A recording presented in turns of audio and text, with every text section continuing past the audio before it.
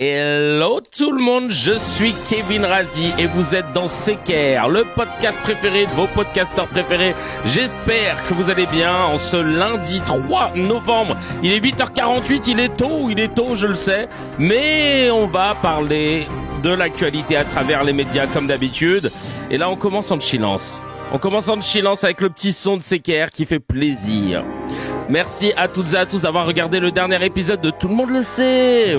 Et merci pour vos commentaires. Hâte de pouvoir tourner la suite. Alors ouais, pour le coup, tourner la suite, ce sera prévu pour normalement le 29 novembre, le samedi 29 novembre. Commencez déjà à réserver votre samedi si vous voulez venir participer. On mettra la billetterie bientôt en ligne. En tout cas, ça fait trop plaisir. En vrai, je suis trop content de cette émission. J'espère qu'on va pouvoir en faire d'autres. Merci pour le soutien. N'hésitez pas à balancer de la force et du soutien sur comment ça s'appelle, Tipeee, sur Twitch, même sur YouTube. Bref, allez-y, balancez. Ça fait trop plaisir. En tout cas, la joie que c'est en train de me faire dans le chat, ça me manque presque les bugs des débuts. Ouais, là, ça devient trop fluide. Je suis d'accord avec vous. Merci en tout cas pour la force et le soutien. Pour renouveler aussi vos abonnements Prime sur Twitch, n'hésitez pas, pour les subs, ça fait plaisir. Et on va parler de Julien Drey. Julien Drey, l'homme de gauche que l'extrême droite adore, entre autres, mais évidemment on va revenir sur ça. Alors pourquoi on fait un live aussitôt là ce matin à 8h49 ? C'est juste parce que j'aime bien, moi déjà, ça me permet de commencer la journée plus tôt et de pas l'avoir dépassé très vite comme ça. C'est parce qu'après moi, en début d'après-midi, très tôt, je vais devoir aller à l'autre bout de chez WAM pour faire la post-synchro de mon court-métrage Bullshit, qui, je le rappelle, sera présenté au Festival de Cannes, s'il vous plaît, attention, l'année prochaine. Et là, on doit faire la post-synchro. Qu'est-ce que c'est que la post-synchro ? Très bonne question que vous ne m'avez pas posée. La post-synchro, c'est le moment où il y a des phrases qui ont été prononcées par des répliques qui ont été prononcées par tes comédiens ou tes comédiennes et qu'on les entend pas assez distinctement. Donc tu refais venir tes comédiens, tes comédiennes et ils vont donc regarder les scènes en question et comme s'ils faisaient du doublage, ils vont s'auto-doubler pour reprononcer les phrases avec la même intensité, le même jeu, mais de façon plus distincte, pour que on puisse comprendre, voilà, tout simplement. Oui, t'es la radio maintenant à travers la ville à ton podcast.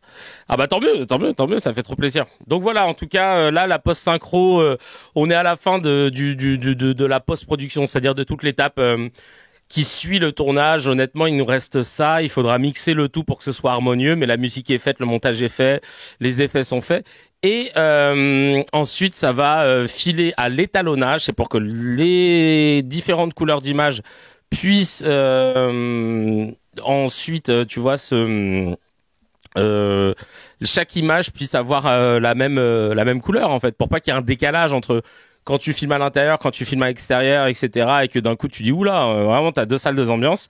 Donc l'étalonnage c'est ultra important pour l'uniformité de l'image et de la couleur. Et ensuite, ce sera fini et j'essaierai, si le prod me l'autorise, d'organiser une petite projection pour les cracks, ça me ferait trop plaisir de pouvoir vous présenter Tiens, j'arrête pas de regarder là parce que d'habitude j'ai ma caméra qui est là, mais là j'utilise la caméra de l'ordi. Elle est plus basse. Donc voilà. J'ai trop hâte de vous montrer, voilà, ma première réalisation, mon premier film en tant que réalisateur. Petit film de 13 minutes, mais j'en suis assez fier. Et puis vous connaissez votre gars. Je me contente pas que de filmer pour filmer. Évidemment, il y a du fond, il y a un principe, il y a un petit truc. Donc voilà, hâte de vous présenter ce projet. Petit message pour rien dire, histoire de comptabiliser une personne de plus dans le live. Merci beaucoup, ça fait plaisir en tout cas de vous voir de bon matin, présent. Je suis content, voilà, je suis super content. Merci mille fois. Ah oui, là, tu vois, là, je peux voir à peu près combien de personnes. Ok, super. J'ai utilisé un nouvel outil qui est assez incroyable. Je peux pas vous le cacher, qui s'appelle Restream.io. YO, qui me permet d'être en live sur YouTube, en live sur TikTok et en live sur Twitch. Donc voilà, comme ça moi ça me permet de réunir toutes les communes. Voilà, salut Bérangère, salut Khalil, ça fait plaisir de te revoir. Et on va attaquer les réactions, évidemment les petites réactions par rapport au dernier CKR en live de la station thermale. Alors, merci beaucoup, Valeur Anarchiste. Ah oui, on adore.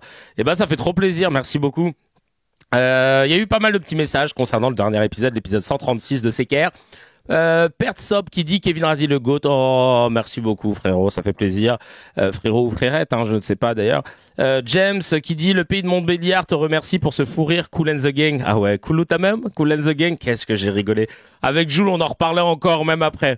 Cool and Cool and the Gang, je mange. Béatrice Bunois qui dit un rabbin qui revendique son racisme. Où est le message d'amour et de religion? On se demande.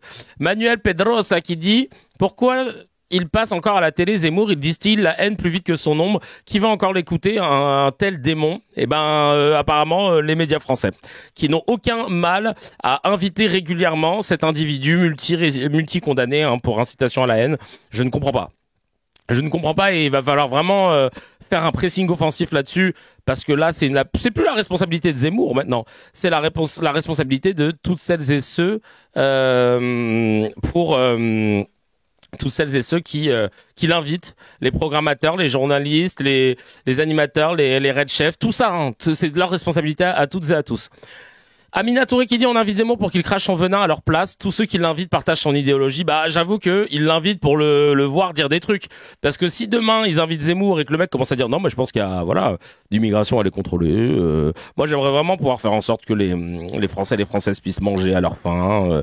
C'est vraiment ça que Et puis c'est vrai que je trouve que les ultra riches, il faut rétablir la balance. On l'inviterait plus. C'est pas intéressant. À la barre G qui dit l'effet Chalgomi. J'ai lu son blast dans le titre, j'ai ri. Et dites, ce serait cool de chapitrer. Ouais, j'avoue. Ce serait cool, mais je te jure que comme je fais toute la post-production rapidement tout seul et tout, j'essaye d'être le plus efficace possible avec 4 épisodes par semaine.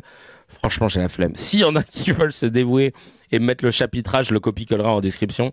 Mais j'avoue, j'ai la flemme. Oh là là. C'est le dernier truc où j'ai un peu la flemme. Parce que sinon, tu vois, je fais tout. Mais j'essaye d'aller vite en fait. Si tu veux intégrer 4 épisodes par semaine quand t'es pas streamer de base, mais qu'à côté t'es artiste, que tu joues des spectacles, que tu réalises des petits films, des trucs comme ça, ou que t'écris une comédie musicale, je te jure que c'est un exploit. C'est pour ça que plus vous me donnez de la force, plus ça m'aide à continuer parce que c'est pas facile. En tout cas, le message est passé. Merci pour ton retour. Solo qui nous dit je t'ai vu sur une émission d'Arthur. Tu te faisais endormir par un mec pour faire des trucs de ouf. C'était vrai ou pas? T'es réceptif à l'hypnose? Alors. Oui, je suis réceptif à l'hypnose. Mais qu'est-ce que ça veut dire l'hypnose? Oui, c'était l'émission Star sous hypnose. En fait, l'hypnose, en gros, ça te met dans un état de transe. C'est quoi l'état de transe? C'est un état de concentration où par exemple, un truc tout con, tu vois, quand t'es dans le métro assis et que tu penses à un truc et que tu fixes un moment un point et qu'en fait le point que tu fixes n'a rien à voir avec ce que t'es en train de regarder. T'es juste là comme ça, t'es dans tes pensées et tout. On peut appeler ça un état de transe. C'est quand tu vois t'es au-delà de tes pensées. Mais en fait, en gros, cet état-là, l'hypnose te met dans cet état-là. Et t'as quelqu'un qui te guide et te suggère des choses. Et soit t'es ok et tu le fais, mais tu le feras toujours en fonction de ce que t'es capable de faire. C'est-à-dire que moi, par exemple, je suis pudique. Si demain le mec me dit vas-y mets-toi à poil, je vais lui dire non, je vais pas le faire, tu vois. Ouais, ou c'est une forme de méditation aussi, si tu veux. Oui, c'est vrai. Et en fait, le truc c'est que il te suggère des trucs que tu es capable de faire. Si t'es pas capable de le faire, tu le feras pas. Je me souviens de Ahmed Silla, quand on avait fait l'émission, il était sous hypnose, ils lui ont demandé de mimer un film de porno.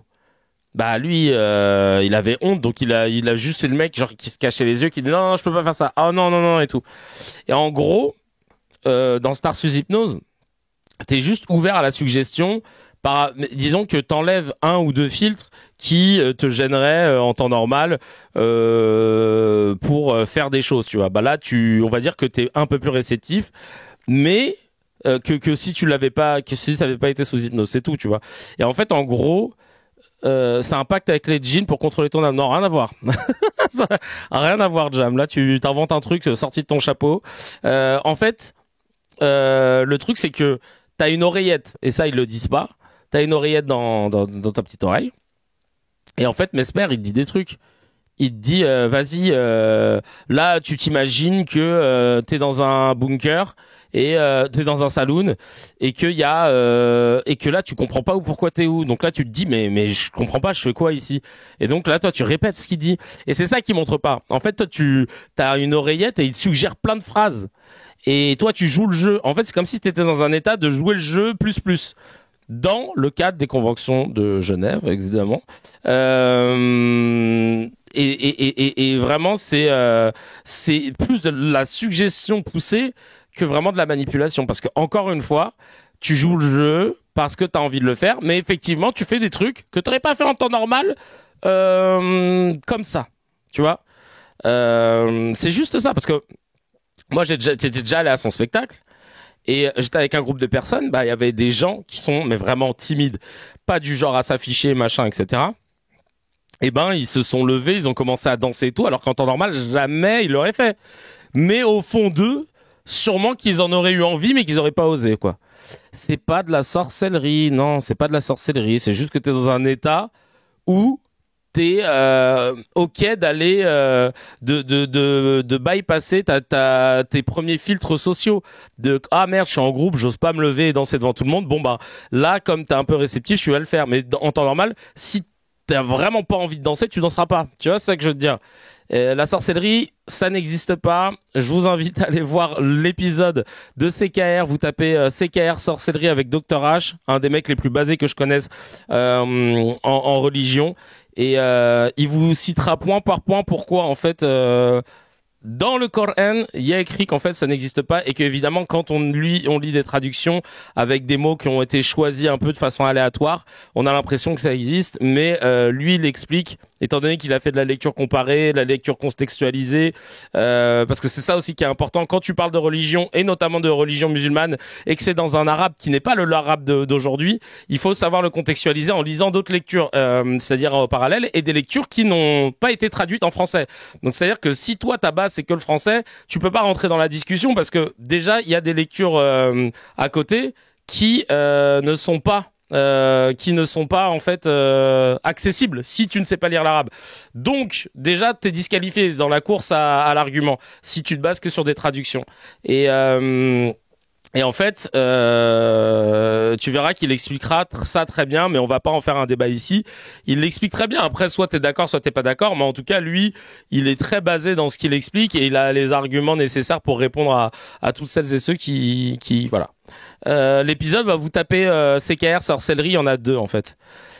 Et ben tu verras que pas tous et que les savants c'est des humains et qu'il y en a qui sont d'accord et d'autres qui sont pas d'accord tout simplement, voilà. Donc voilà, je vous invite à aller checker et on passe tout de suite à la petite news HMD, la petite news Hamdoulillah, celle qui fait plaisir. Et là, c'est un magnifique moment qui s'est passé au Parc des Princes à la 86e minute. En hommage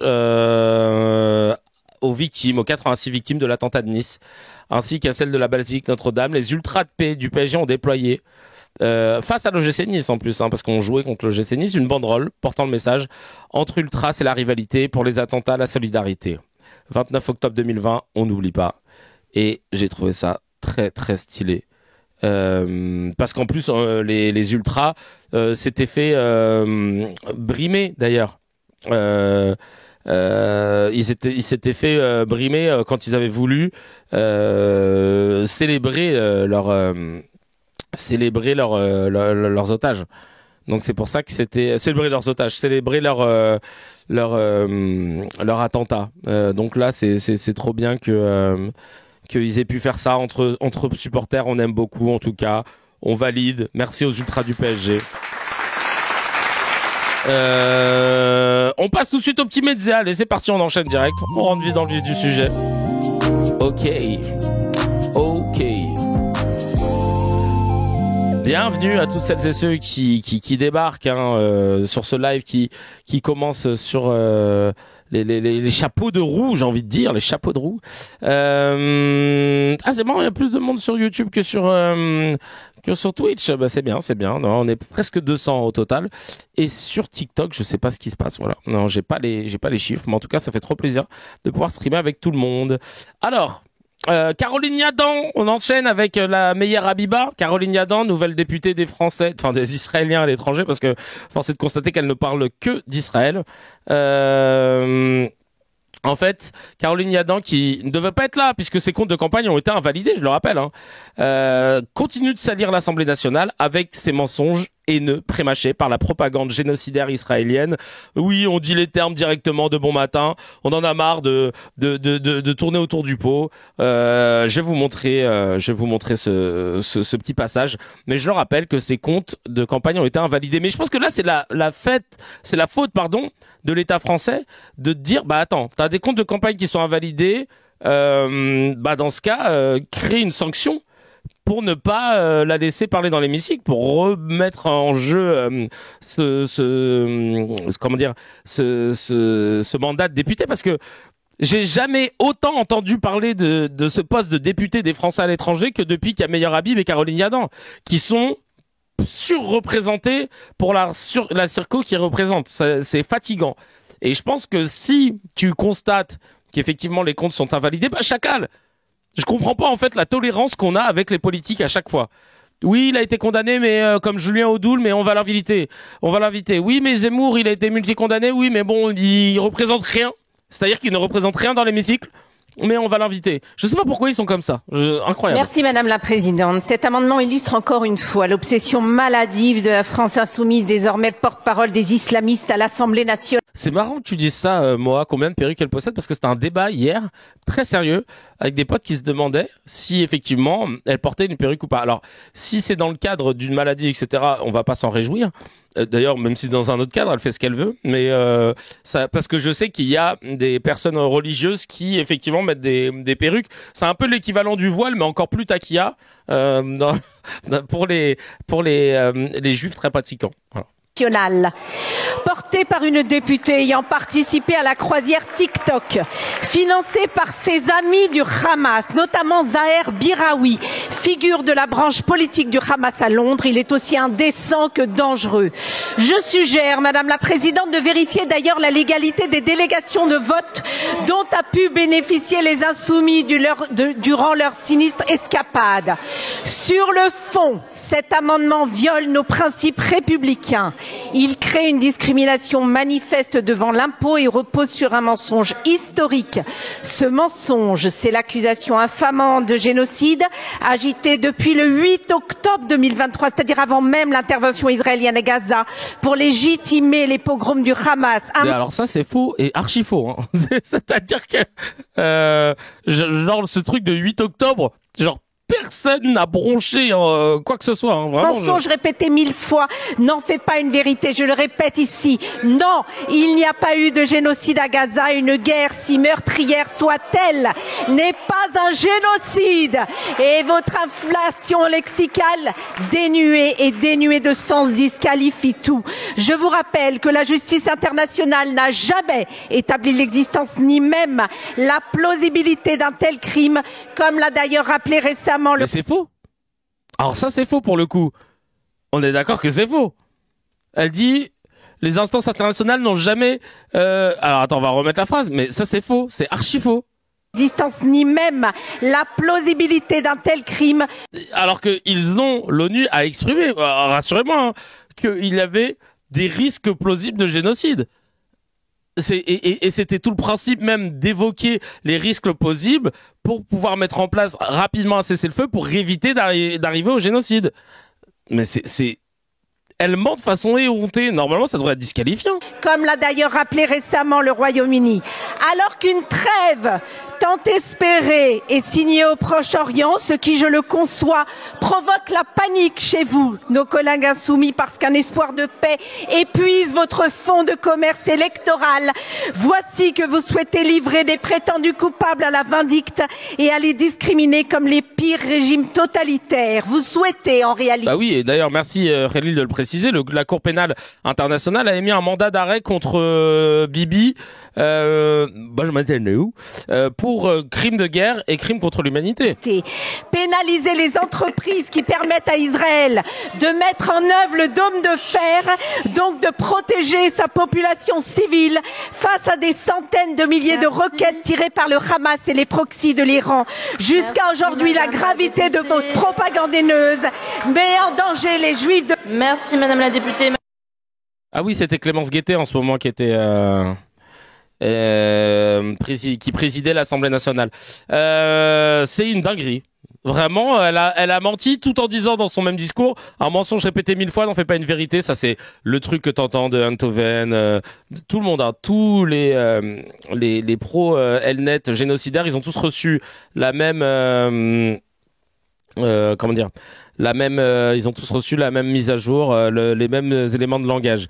C'est juste confirmé, nous dit Malsain, le génocide est acté, il faudra que ce genre de déclaration passe sur le coup de la loi. Alors c'est pas encore acté, on attend la CIJ, et comme je vous l'avais dit, normalement, ça devrait être acté fin 2026, voire début 2027. Attends, je sais plus ce que je vous avais dit la dernière fois. Je vous avais dit ça ou je vous avais dit même plus? Je sais plus. Je vais checker. Attends, parce que j'ai le conducteur sous les yeux. Hop. Je vous avais dit. Alors, Israël doit répondre en début de 2027. Les audiences orales seront prévues en 2027, pardon. Le jugement final devrait tomber fin 2027, début 2028. Voilà. Le jugement final devrait tomber fin 2027, début 2028. J'ai tellement hâte. Oh là là là là. J'ai tellement hâte. Écoute, on verra. Qu'est-ce que ça nous dit sur le Telegram, le G, qui nous dit pourquoi, quand j'écoute cette femme, j'ai envie de chier. Ah, je sais, ça sent tellement la demeure que c'est comme quand il pleut et que ça te donne envie de pisser. Alors, je sais pas. Elle a répondu quelque chose du genre, si j'étais une sorcière, je lancerais un sort pour arrêter le génocide. Ah, c'est Albanese qui a dit ça? Non, écoute, je sais pas. Le temps qu'il n'ait plus de témoins à Gaza, ouais, je te jure, non, mais bref.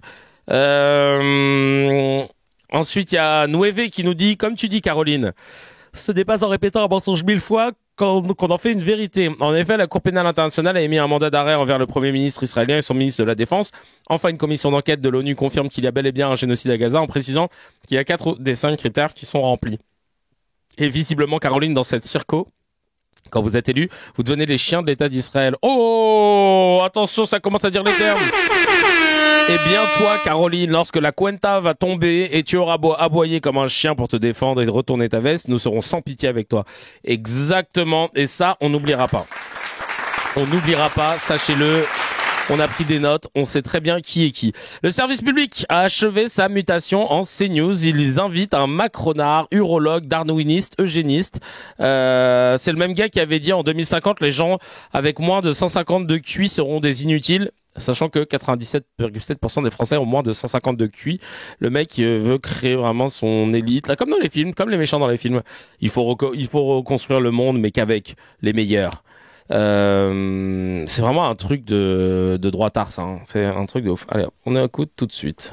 La semaine dernière, on évoquait avec Olivier Babot, par exemple, le fait qu'il y a cette science scientifique du monde américain surtout, oui, qui avait signé une pétition pour appeler à l'arrêt, non pas à modérer, mais à l'arrêt du développement. C'est la troisième pétition demandant l'arrêt. Les 2 premières ont lamentablement planté, et celle-là est en train de se planter aussi.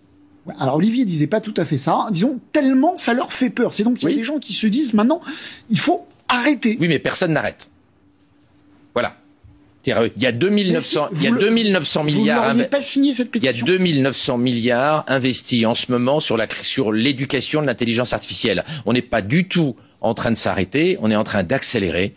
Tout le monde accélère. Vous ne l'auriez pas signé. Je ne l'aurais pas signé parce que de toute façon, ça n'aura pas d'impact, on ne va pas freiner. On ne pourra pas. On ne pourra pas freiner. Pour des raisons géopolitiques, parce qu'on ne veut pas être écrasé par la Chine, qui nous écrasera militairement si nous arrêtons l'IA pendant que la Chine continue. Et puis aussi pour des raisons humaines, freiner l'IA, ça pourrait aussi avoir des conséquences si ça retarde la guérison des cancers les plus graves, si ça retarde l'arrivée de médicaments anti-Alzheimer efficaces. Ça retardera. J'ai pas trop compris. J'ai pas trop compris ce que je l'ai regardé. La semaine dernière, on évoquait avec Olivier Babot, par exemple, le fait qu'il y a cette science scientifique du monde américain surtout, qui avait signé une pétition pour appeler à l'arrêt, non pas à modérer, mais à l'arrêt du développement. C'est la troisième pétition demandant l'arrêt. Les deux premières ont lamentablement planté, et celle-là est en train de se planter aussi. Alors Olivier disait pas tout à fait ça. Disons tellement ça leur fait peur. C'est donc il y a des gens qui se disent maintenant, il faut arrêter. Oui, mais personne n'arrête. Voilà. Il y a 2900 milliards. Vous n'auriez pas signé cette pétition. Il y a 2900 milliards investis en ce moment sur l'éducation de l'intelligence artificielle. On n'est pas du tout en train de s'arrêter, on est en train d'accélérer. Tout le monde accélère. Vous ne l'auriez pas signé. Je ne l'aurais pas signé parce que de toute façon, ça n'aura pas d'impact, on ne va pas freiner. On ne pourra pas. En fait, oui. Ok. On ne pourra pas freiner. Pour des raisons géopolitiques, parce qu'on ne veut pas être écrasé par la Chine. Laurent Alexandre, si vous voulez, le niveau du gars est un habitué chez Hanouna. Il nous écrasera militairement si nous arrêtons l'IA pendant que la Chine continue. Et puis aussi pour des raisons humaines. Non, je l'ai remis en double le truc parce que j'étais étonifié quoi. J'étais étonifié de. Il n'avait pas été spécialiste du Covid avant, mais il est spécialiste de tout en fait lui. C'est un truc de ouf. Le J, on aurait dû commencer par ça. Alors je résume, je fais rien parce que ça ne servira à rien. Génial. Et bordel, ces relents fascistes partout là, à travers des phrases qui sont pour eux anodines. Non mais oui, c'est lui c'est un kéké de l'espace. Non vraiment. Et invité sur France Info. Hein. Genre France Info, ils aiment bien quoi. C'est un bel animal pour eux. Ils sont contents de l'avoir. Qu'est-ce qu'on devrait dire hein, vraiment. Genre on sait pas pourquoi, mais ils sont contents de l'avoir. France Info qui devient vraiment CNews de fil en aiguille. Tranquillement, ça continue son ascension. Guette l'ascension. Hop, dédicace à Feneux. Mais ma foi, ok, c'est noté, ma foi. Très bien. Nalat. On y va, on enchaîne avec ce monsieur, Robert Mallet, diplomate américain, qui rappelle la vérité de la situation entre Israël et Palestine. Allez, c'est parti, on écoute. Les termes du plan de Trump. Il demande aux Palestiniens plus ou moins de faire un monde honorable à cause du 7 octobre. Il ne demande rien aux Israéliens en termes de la guerre qu'ils ont menée après. Il demande à Gaza et aux Palestiniens de se déradicaliser. Pardon. On demande à Israël de se déradicaliser. Donc, on fait comme si tout ce qui s'est passé, c'est la faute aux Palestiniens. Il n'y a pas de faute israélienne. C'est le texte. Moi, je lis le texte. Et c'est même le ton du président Trump lorsqu'il parle à la Knesset. Il félicite Israël et on parle des Palestiniens comme des barbares. Donc, je comprends l'amnistie, je comprends tout ça et je suis souvent partisan. Mais là, il y a deux poids, deux mesures. Ta lecture, à mon avis, elle est un peu erronée. Il y a deux poids, deux mesures évidentes. J'imagine que d'un point de vue palestinien, je ne peux pas parler pour eux. Oui. Mais quand on entend le président Trump, lorsqu'on lit la déclaration, c'est comme s'il y avait une partie qui était coupable et l'autre qui ne l'était pas. Non. Et je veux dire une autre chose, simplement sur le dossier palestinien, parce que c'est très important et je pense que plusieurs l'ont mentionné. Si on veut faire la paix, il va falloir qu'il y ait un leadership palestinien qui représente les Palestiniens. Ce n'est pas le cas aujourd'hui. Ni le Hamas, ni le Fatah, ni l'autorité palestinienne, ni l'OLP ne représentent les Palestiniens. Il va falloir que la communauté internationale cesse de penser que c'est à eux de choisir quels sont les interlocuteurs palestiniens idéaux, modérés. Exactement. Il faut des élections libres où chacun peut participer. Ça veut dire qu'il faut que la communauté internationale s'active pour aider les Palestiniens à organiser des élections libres. D'abord, parce que c'est compliqué d'organiser à Gaza depuis 2 ans, évidemment. C'est pas simple non plus. Il y a un engagement, 1 an et demi. Dans 1 an et demi, il y aura des élections. Mais en Palestine, bah oui, c'est le plan. C'est le plan. Voyons encore une fois si Israël le permet et si. En tout cas, c'était l'une des conditions françaises pour la reconnaissance. Vous êtes certain que Netanyahou ne sera pas là? Moi, je l'enterre. On précise qu'il y a des élections en Israël à la fin 2026. Faut pas enterrer le bibi, là. Hein. Législative. Ou plutôt. Moi, je vais te dire, si jamais la situation. Robert, je vais te dire, je pense que ta lecture, elle est un peu défaillante. celui qui a été le plus humilié par Donald Trump dans toute cette histoire s'appelle Benjamin Netanyahu. Je parle des peuples, je parle pas des individus. On va pas... C'est pas la question de Netanyahou. Non, mais c'est-à-dire, moi je crois qu'il a condamné politiquement Netanyahou à mort, vous l'avez dit, il a je ne crois pas du tout qu'il soit condamné à mort, mais pourquoi est-ce qu'on demande la déradicalisation de Gaza et on fait comme si Israël n'était pas mais il l'a fait en d'autres termes. Quand il dit qu'il n'y aura plus d'élection, il condamne à mort l'extrême droite israélienne qui, elle, ne vit que pour l'élection. Ils vont l'élection. Que pour l'annexion. L'annexion. Et Donald Trump, il a dit, vous êtes trompé, retournez, ça ne marchera pas. Quand je pense qu'il y aura... Je précise quand même qu'il y a quelques semaines, le fameux projet de colonie E1 à Jérusalem a été lancé. La colonisation continue. Il n'a pas commencé. Il n'a pas commencé. Il ne commencera jamais. À mon avis, il ne commencera pas. Oui. Ah, j'ai pas entendu le lapsus. Bibi, s'il n'est pas réélu, il fera face aux casseroles en interne, il fera peut-être une Sarkozy. Oui, c'est pour ça qu'il avait pas envie que la guerre s'arrête, entre autres, hein. Ce que disent les observateurs. Alors, pour que même un diplomate américain dise ça, en tout cas, ça fait plaisir à entendre. On verra jusqu'où la justice ira, évidemment. Mais effectivement, l'idée de se dire que déjà que ce soit un diplomate américain qui dit ça, ça fait plaisir. Et surtout l'idée de se dire que c'est les Occidentaux qui se permettent de croire que c'est à eux de choisir légitimement qui doit administrer la région. Ça, c'est le début des nouvelles emmerdes. Zemmour et ses fausses sources. Mais en ce moment, il enchaîne sur Telegram. Je sais pas si vous suivez le Telegram. D'ailleurs, je vous invite à le checker. Sur le Telegram, on a de CKR. Tous les jours, on alimente en contenu qu'on va ensuite travailler durant la semaine dans CKR. Et une dinguerie, il dit tous les jours des dingueries à la télévision dans le cadre de la sortie de son livre, sans être pour la plupart du temps contredit. Et ça me rend malade. Ça me rend putain de malade. On ne peut pas accepter d'avoir un multirécidiviste condamné pour incitation à la haine raciale et religieuse, de se permettre de parler dans l'espace public comme ça, dans le plus grand des calmes. Sinon, réhabiliter tout le monde. On veut voir Dieudonné, on veut voir Soral, on veut voir Tariq Ramadan, on veut voir tout le monde. Mais tu peux pas, là, choisir de lui donner de lui tendre un micro et de ne pas le contredire. C'est la responsabilité des médias plus que de Zemmour. Parce que Zemmour, lui, dit de la merde quoi qu'il arrive. Donc la responsabilité, c'est de ces médias de se dire, soit quand on l'invite, on le contredit, mais même c'est déjà trop, on lui a donné trop de chance. Quand t'as été condamné une fois, deux fois, trois fois, c'est déjà trop. Et là, c'est une dinguerie, mais vraiment, franchement, je comprends pas. On va regarder parce que je m'énerve, je vais vous montrer de quoi je parle. Il y a tellement d'extraits, je sais même plus lequel c'est là. Il y en a tellement. Attendez, là vous mélangez tous les sujets.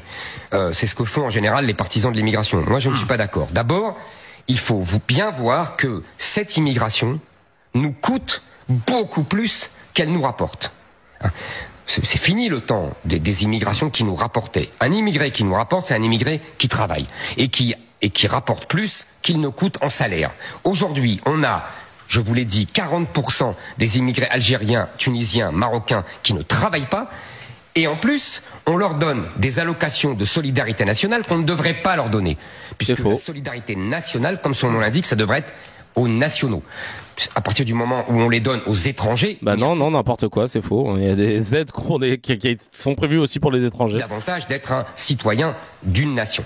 Donc, vous voyez, donc ça coûte beaucoup plus. Zéro source, hein, évidemment, sinon c'est pas marrant. D'ailleurs, nous avions chiffré avec Sarah Knafo, dans le plan que nous avions proposé et qu'elle a proposé à la suite des propositions Bayrou, uniquement pour la suppression de ces... Oui, il a pas dit 70% là. Ouais, c'est un nouveau délire maintenant. C'est 40%. De ces subventions et de cette solidarité dite nationale aux étrangers, ça rapporte entre 15 et 20 milliards par an. Non mais attends, qu'est-ce qu'il dit? Ça rapporte. Attendez, là vous mélangez tous les sujets. C'est ce que font en général les partisans.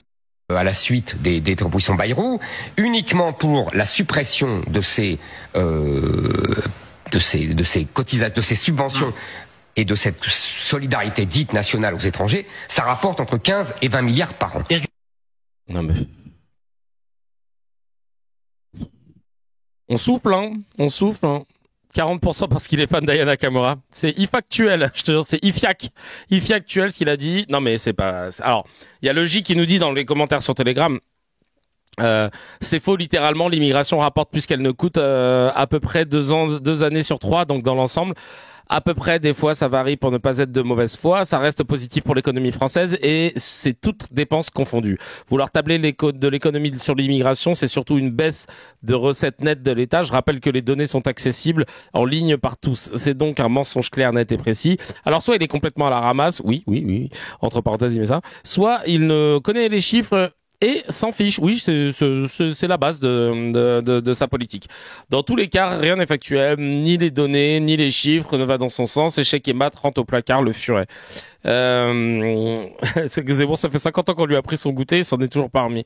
Encore une fois, tu vois, c'est vrai qu'il y a un nouveau take en ce moment que je vois souvent de la part des gauchistes, des gauchias que nous sommes, de justifier que l'immigration c'est bien parce qu'en fait finalement regarde les chiffres nous montrent qu'on n'est pas submergé, etc.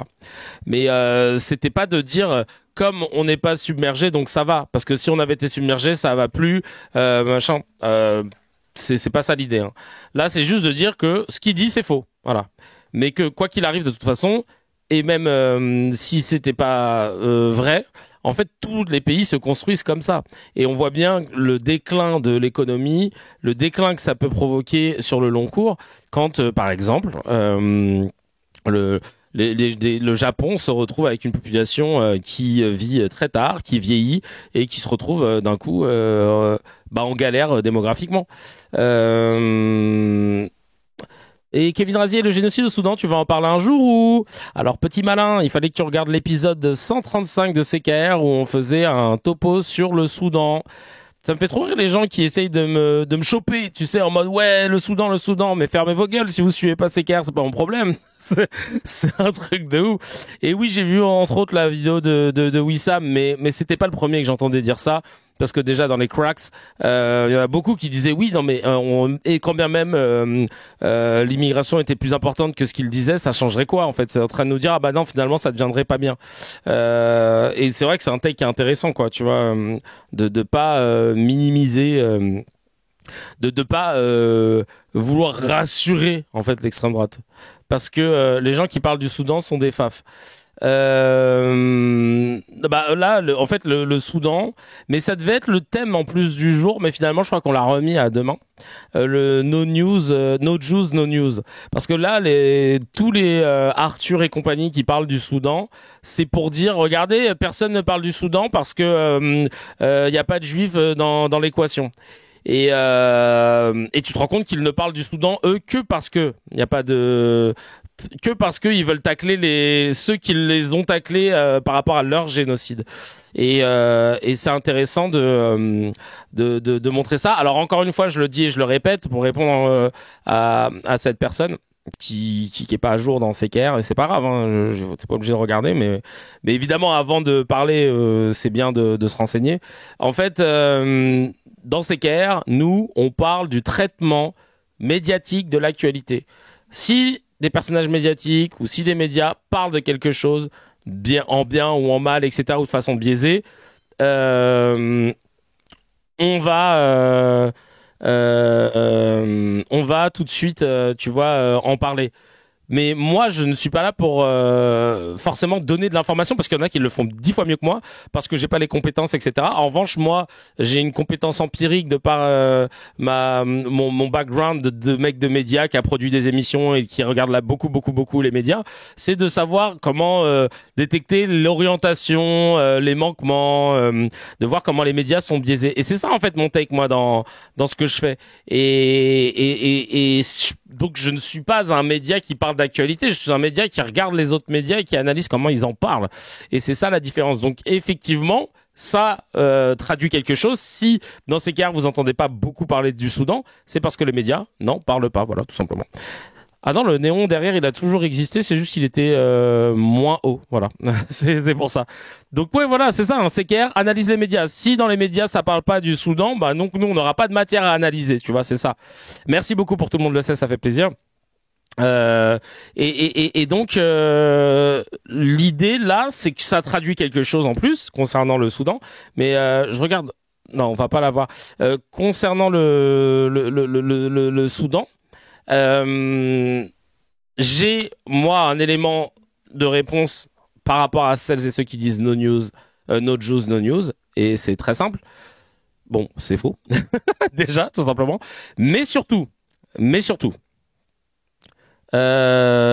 si tu dis que quand il n'y a pas de juifs dans l'équation, on n'en parle pas, c'est faux. La seule raison pour laquelle on a parlé d'Israël et de son génocide plutôt que du Soudan et de son génocide, c'est parce que à la télévision française, je vais te demander à toi qui pense ça, qui dit toujours no news, no Jews, enfin no Jews, no news, cite-moi un porte-parole de l'armée rapide de soutien soudanais qui est invité tous les jours sur BFM, sur CNews ou sur LCI pour expliquer ce que fait son armée et que ce que son armée fait, ce n'est pas un génocide.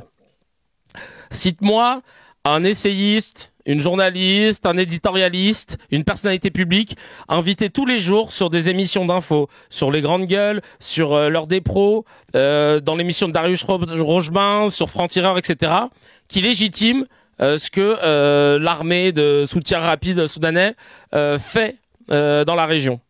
Bon bah il y en a pas, voilà. Donc pourquoi on n'en parle pas? Parce qu'il y a personne qui vient tous les jours à la télévision française nous dire que ce qui se passe c'est normal et que c'était voulu et que c'était cherché et que c'est que de la défense, etc. Donc naturellement on n'a pas à être en réaction à la raison pour laquelle on s'est tous retrouvés à gueuler quand on a vu le génocide commis par Israël, c'est parce que à la télévision française et dans les chaînes d'infos et sur les médias, on n'avait que des gens qui étaient invités, majoritairement pro-israéliens, pour venir laver de tout soupçon de génocide, de montrer tout était pavé de bonnes intentions et qu'il n'y avait absolument pas de problème concernant ce que l'action de Netanyahou à Gaza. Et c'est la raison pour laquelle sur les réseaux sociaux les gens ont commencé à gueuler parce qu'ils voyaient dans les médias d'information qu'il y avait un sens, qu'il y avait un narratif qui était choisi au détriment d'un autre. C'est la seule raison pour laquelle les gens se sont soulevés. Tu remarqueras que quand à la télévision c'est pondéré, les gens restent neutres. Quand à la télévision on entend les sons des deux côtés, les gens se font leur propre avis. Si tu décides d'avoir dans les médias mainstream une personne qui décide de mener attends, les médias mainstream ne parlent pas de génocide à Gaza et pourtant t'en parles. Non mais tu t'écoutes pas ce que je dis en fait, toi, c'est insupportable. Mais c'est insupportable, ad vitam. Vous êtes insupportable. Je viens d'expliquer, justement. Je viens d'expliquer que justement les médias étaient en train de laver. Justement, les médias sont en train de dire qu'il n'y a pas de génocide et ils en ont fait et ils l'ont matraqué partout. Donc nous, comme on a accès à de l'information, on dit le contraire. Bah oui, c'est ça. Bah au pire, ouais, fais une chaîne YouTube et parle-en. Parce que c'est trop facile de faire des injonctions aux gens qui font des trucs. C'est-à-dire que toi, tu fais rien. Et tu viens dire à tout le monde, toi fais ci, toi fais ça. Bah chacun le fait en vrai. Moi pareil, au bout d'un moment quand je voyais que sur les réseaux il y avait personne ou alors pas assez de gens qui prenaient la parole, ben je l'ai prise. Au final, et ce qui est ouf, c'est que après on va me demander à moi d'être basé sur tous les sujets et de prendre la parole sur tout. Bah non, en fait ça se passe pas comme ça, chacal. Et c'est vraiment. Vous avez remarqué, les chaînes d'information parlent de la même chose au même moment et tout d'un coup ils passent à autre chose en même temps. Ben oui. Et moi c'est vraiment ce regard que j'ai depuis longtemps avec mes proches sur les médias parce que j'en ai fait partie qui m'a donné envie de prendre la parole. C'est juste ça. C'est de voir comment on construit un narratif, comment on décide d'orienter l'opinion plutôt qu'un autre. Donc les médias ont décidé de dire qu'à Gaza il n'y avait pas de génocide. Bon ben j'ai décidé de dire que non. Qui est une rasie, je connais les mêmes. J'ai fait 10 000 sujets, mais c'est pas suffisant. Non, mais laisse tomber. C'est pas grave. En tout cas, moi, j'ai choisi un truc. Il y en a, ils vont être basés en écologie. Je vais pas leur demander de me dire, ouais, mais tu parles pas des banlieues. Enfin, tu vois. Ouais, c'est vrai, je m'épuise à justifier. Ça fait la loi de Brandolini. Et c'est non mais c'était important parce que je sais que au-delà de Ad Vitam, c'est peut-être une réflexion que certains peuvent avoir en écoutant CKR, et c'est important pour moi parce qu'à chaque fois il y a des nouvelles personnes qui viennent écouter CKR.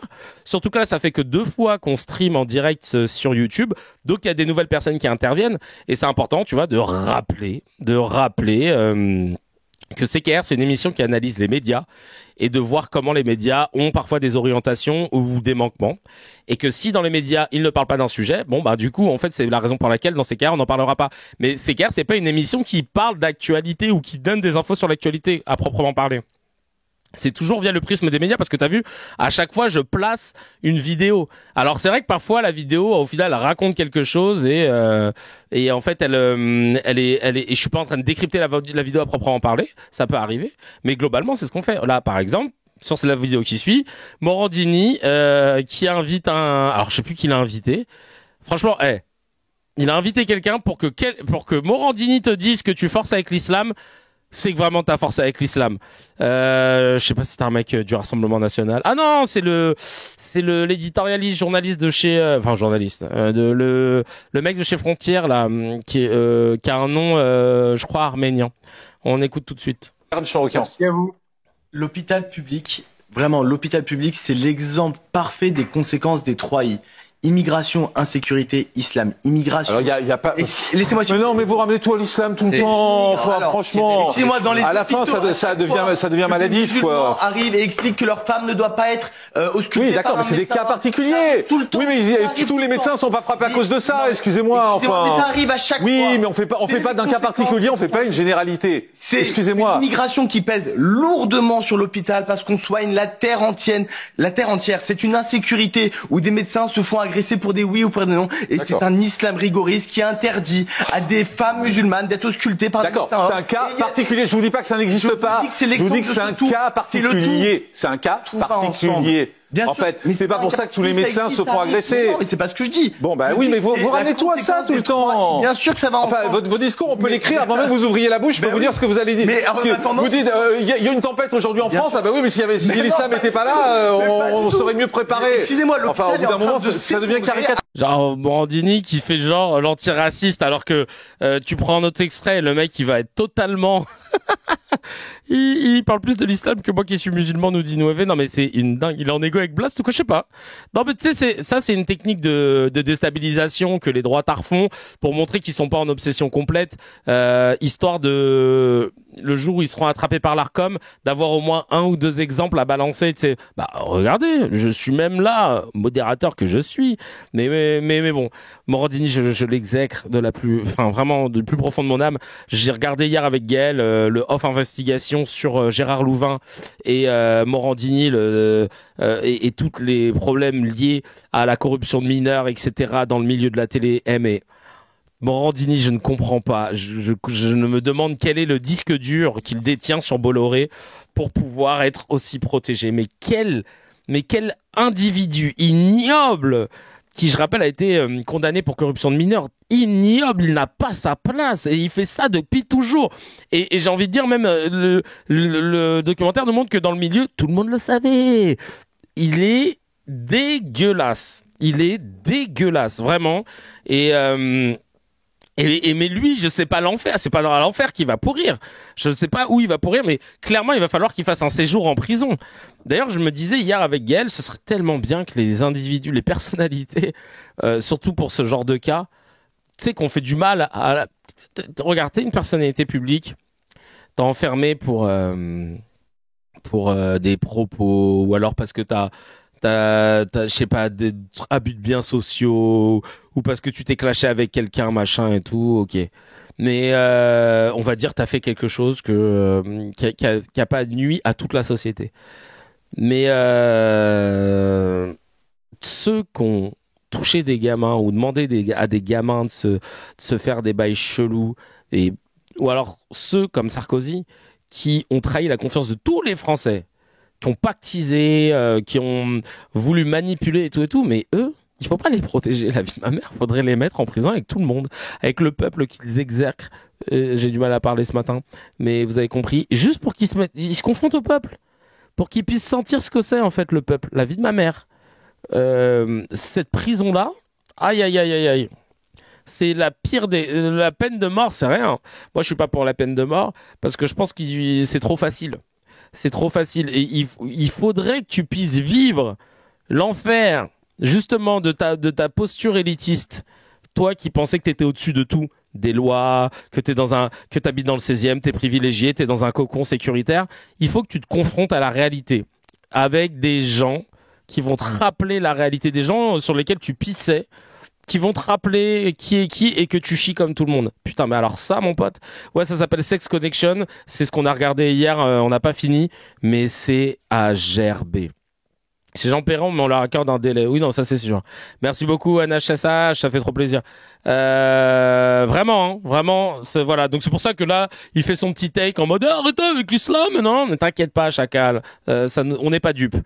Marlise qui nous dit moins fort s'il te plaît, je suis infirmière, je sais mieux que toi d'où viennent les problèmes dans la santé et grosse coupe, ça n'a rien à voir avec l'immigration, ça n'a rien à voir avec le fait qu'un patient refuse de se faire soigner par une femme ou une patiente par un homme. Sors de tes privilèges et intéresse-toi au lieu de parler à ma place. Merci Marlise. Leïla qui dit ah ouais chaud, mais c'est que les fermetures de lits, les démissions d'aides-soignants, infirmières, médecins après la hagra du gouvernement post-Covid, les coupes budgétaires n'y sont strictement pour rien. Mais oui c'est ça, parce que c'est vrai qu'on a oublié de relever ce que le gars a dit de chez Frontières là, qui pense que l'immigration serait responsable de la dégradation de la santé. Ben super. Qu'est-ce qui lui arrive le pédo? Je comprends plus rien. Il va se prendre dans un avertissement. C'est Kanan qui dit ça. Et Myriam qui dit j'exècre. Ah, elle l'indique mieux que moi, tu vois. J'exècre Morandini au plus haut point, mais j'avoue que pour le coup sa rétorque n'est pas dans le nez moindre. Il ne le laisse pas aller au bout et tourne au ridicule. Il part d'obsession pour l'islam et d'accuser l'islam de pluie et de beau temps. Je ne sais plus quelle mouche l'a piqué. Ouais, non, c'est clair. En tout cas, hâte de continuer ce reportage qui était incroyable. On enchaîne avec pourquoi il y a écrit grand déstockage ici, c'est plus le titre du, je sais pas ce que vous aviez en titre. Ah non, vous en titre vous avez CKR, non, nickel. On enchaîne avec comment ça s'appelle? Déni de Gaza, le gars de I24. Les gars de I24, c'est un truc de ouf cette chaîne aussi. Je comprends pas pourquoi on la dégage pas. Je comprends pas. Ils sont tellement matrixés qu'ils se rendent même plus compte de la réalité causée par Netanyahou et de Tsahal à Gaza. Alors attends, on va regarder parce que là il m'a pas mis la vidéo, notre showrunner. Hop, la vidéo. Heureusement, Déni, j'avais mis une vanne. Normalement, on va pouvoir retrouver. Grâce à cette vanne, ah voilà, c'est le déni du gars, vous allez voir, incroyable. On écoute tout de suite. C'est un niveau de déni, t'as peur. C'est du Dennis Rodman carrément. Si vous voulez voyager demain en France, ça va être compliqué pour vous. Ah non, j'attends que ça. On va faire un procès public devant tout le monde et mettre les preuves qu'Israël n'a pas commis de génocide, qu'il n'y a pas eu d'intention de génocide. Cet effet-là à Prague, c'est la vulgarisation du mot génocide, c'est la vulgarisation du mot crime de guerre, alors que les gens ne savent pas de quoi ils parlent, ils ne connaissent pas la réalité du terrain, ils ne connaissent pas les engagements de Tsahal, ils ne connaissent pas les procédures de tir que Tsahal opère, ils ne connaissent pas le rapport entre les terroristes et les civils. On est 1 pour 3. Ils connaissent très bien. D'ailleurs, il y a un témoignage. Ils connaissent comme ils connaissent les accords. Ils parlent. Qui est basé sur des officiers de l'armée israélienne, qui est basé sur des témoignages des gens qui sont là-bas, sur des témoignages des médecins, des témoignages des ONG, et des évidences et des preuves et des vidéos qui disent exactement le contraire de ce que vous venez d'avancer. Vous savez, cet après-midi à l'intérieur en Israël, on a eu l'affaire Dreyfus israélienne qui a explosé avec l'histoire de Sdeteman. Vous m'avez accusé sur ce plateau de Sdeteman et les soldats israéliens qui font des attouchements sexuels sur des Nourbots. Or finalement, c'est rien, nada, c'est rien, c'est zéro. C'est des bulles de savon qui explosent en l'air. Donc moi, j'attends que ça. Je n'attends que ça. Je n'attends que ça. Les gens ne savent pas de quoi ils parlent. Ils vulgarisent le génocide, mais ne savent pas de quoi ils parlent. Et ils disent oui, Israël, il faut juger Netanyahou pour ce qu'il a fait, parce que c'est à cause de lui qu'il y a autant de morts à Gaza. Mais c'est pas Netanyahou qui a commandité le 7 octobre. Oh là là, il lâche pas l'affaire avec cette défense. On est une armée, on est un pays, on a le droit de se défendre, on a le droit aussi. Alors, se défendre. Si je viens et que je te mets une claque, et que toi tu me mets une claque en retour, tu t'es défendu. Si je viens et que je te mets une claque, et que toi en retour, tu me mets une claque, une droite, que tu prends une barre de fer, que tu me défonces la tête par terre, que tu défonces la tête de ma daronne, que tu défonces la tête de mes sœurs, que tu défonces la tête de ma chérie et que tu défonces la tête de mon chat, c'est pas une défense, chacal. Il y a un moment, il faut apprendre à utiliser les termes, hein. Parce que vraiment, là, ça ne marche pas, sinon, ça ne marche pas. Et surtout de commencer l'histoire le 7 octobre. C'est-à-dire, avant 7 octobre, comme le disait Arthur dans une de ses stories, c'était la paix. Avant 7 octobre, c'était... Je me rappelle le 6 octobre, à Gaza, les biches gambadaient, les enfants jouaient, il y avait des richesses à n'en plus finir, il y avait... oh là là, de l'eau qui circulait, il y avait des chutes du Niagara. C'était vraiment génial. Pas le chat, je pense Manil, il le monte en l'air en un contre un, ouais, de ouf.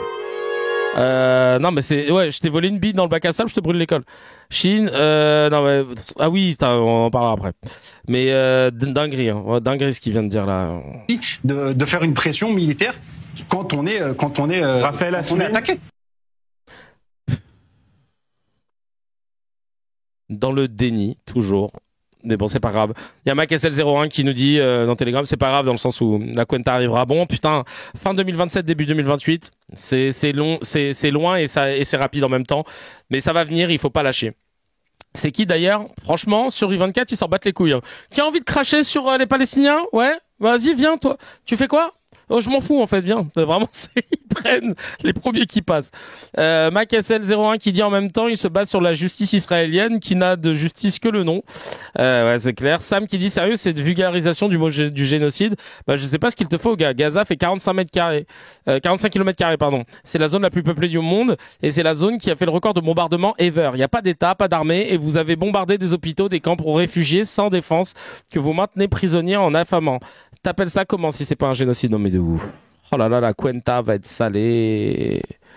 La Cuenta va être fucking salée. On passe tout de suite au scan. Allez, c'est parti. Yeah. Yeah. Yeah. Hello YouTube, c'est le scan de Razi en ce lundi 3 novembre 2025. On va parler de Julien Drey, l'homme politique de gauche que l'extrême droite adore. On va montrer parce que en ce moment il y a des extraits qui ressortent un petit peu. Il fallait absolument que on parle de lui et qu'on replace un petit peu et qu'on resitue un peu qui est Julien Drey, parce que Julien Drey, voilà, c'est pas n'importe qui. Alors c'est un homme politique, alors qui dit comme trotskiste, qui a ensuite adhéré au PS. Il a été cofondateur de SOS Racisme et bon, il a plus de mandat depuis 2021, mais il est commentateur et chroniqueur régulier sur CNews, évidemment, hein, le parcours classique. Il a aussi été dans des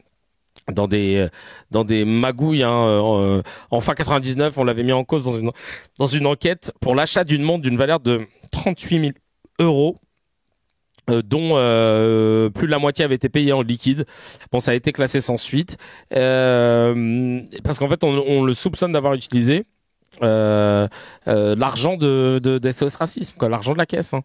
À SOS, nous avons déjà à l'époque, au milieu des années 80, les militants avaient noté ce penchant dispendieux, notamment à SOS, nous avions redécouvert, non sans surprise, sa passion pour les lunettes, les montres, les stylos, les cartables et les scooters. C'est un véritable maniaque, écrit Serge Malik, l'un des fondateurs du mouvement, dans son livre Histoire secrète de SOS Racisme.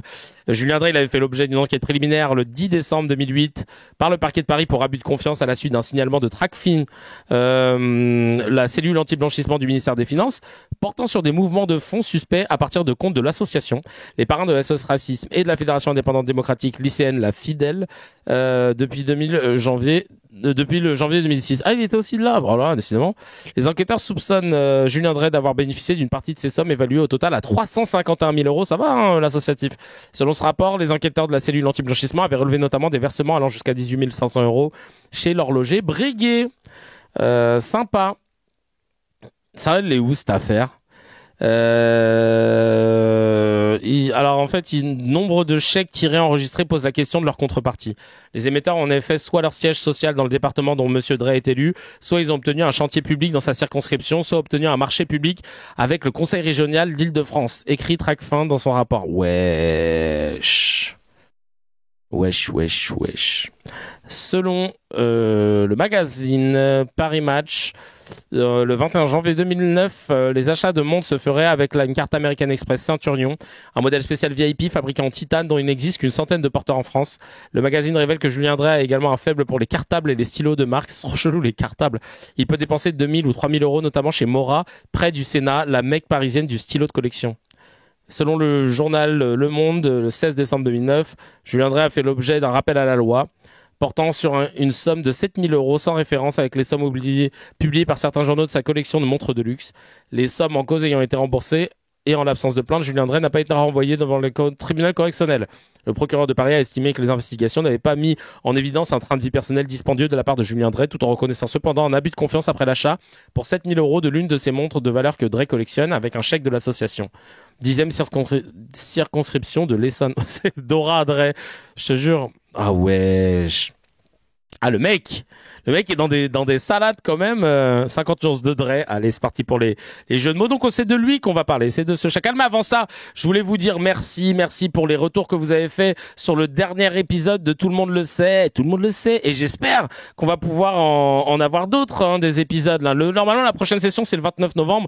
N'hésitez pas à nous donner de la force, que ce soit sur le Tipeee. J'ai vu qu'il y en avait qui avaient donné des petites sommes ponctuelles, des 5 euros par-ci, des 10 euros par-là, même des 1 euro. C'est incroyable. Sachez que je sais que les temps sont durs, donc merci 1000 fois pour le soutien, et j'espère qu'on va pouvoir faire d'autres épisodes. Normalement, le prochain, c'est le 29 novembre qu'on le tourne, samedi de 14h à 16h, toujours à l'appart de la Villette. On va mettre le lien bientôt. Mais si vous voulez participer, n'hésitez pas. Il y a l'adresse qui est dans la description et sur le chat. C'est tlms.leshow@gmail.com. Et aussi il y a eu pas mal des commentaires qui font trop plaisir, du genre encore un banker, nous dit Lagoule, merci à toi. Il y a Monde de Fou qui dit c'était excellent comme toujours, merci Kevin, merci beaucoup Monde de Fou. Vivement la suite, on espère, merci beaucoup. Ça c'est Yoya le bordélique. Et voilà, plein de messages comme ça, trop court, ouais, il vaut mieux que ce soit court que trop long, c'est pour que te forcer à le regarder. Alors, il y a Samy qui dit reprendre l'expérience des pro-génocidaires pour preuve de leur propagande et en faire un titre d'émission, c'est du jamais vu, vive Kevin Razi. Je sais pas si c'est positif ou pas, mais merci en tout cas. Le ministre du goûter, ah putain, j'avoue, la vanne on l'a passée et elle m'a tué quand je l'ai revue. En tout cas, merci 1000 fois pour l'amour et le love que vous portez, ça fait trop plaisir. Tu as plus de contact avec les membres de Don't Demande qu'à en rire? Un petit peu, mais quand on se croise, on est content de se croiser, quoi, tu vois. Alors, Julien Dray, on commence tout de suite. Qu'est-ce qu'il dit dans l'émission? Alors là, c'est Maud Destangal qui nous partage cet extrait. Il avait assumé, ah oui, c'est vrai. Il avait pris une élue PLS qu'elle avait assumé être une arabe de service pour le défendre. Voilà où ça mène d'être collabo de l'extrême droite. Non mais regardez ce qu'il a dit, c'est scandaleux. Voilà, moi je suis peut-être un vieux monsieur, j'ai des règles morales. Tous les sujets que vous défendez aujourd'hui sont qualifiés de sujets de droite. Vous êtes passé de SOS Racisme à CNews. Aujourd'hui, la gauche vous déteste et la droite vous aime bien. La droite a l'impression que vous avez compris des choses. Je pense que les gens qui sont là, ce sont plutôt des gens de droite et c'est eux qui vous aiment bien. Vous êtes un collabo. Je suis un collaborateur. Quand j'écoute par exemple Julien Dray, je me dis mais il parle comme Jean-Marie Le Pen. Vous voyez l'état d'esprit dans lequel nous travaillons. Vous êtes un collabo.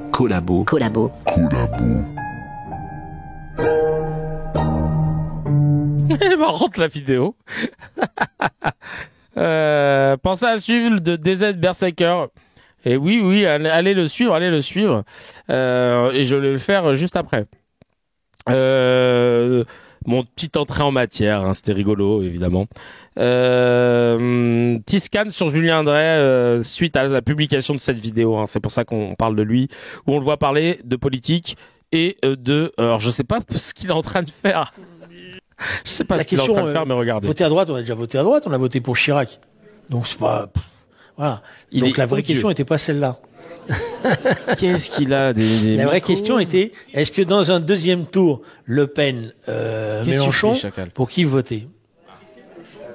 C'est la question que vous avez pas posée, mais je sais bien qu'elle est dans votre tête. Il s'est pas lavé le kiki.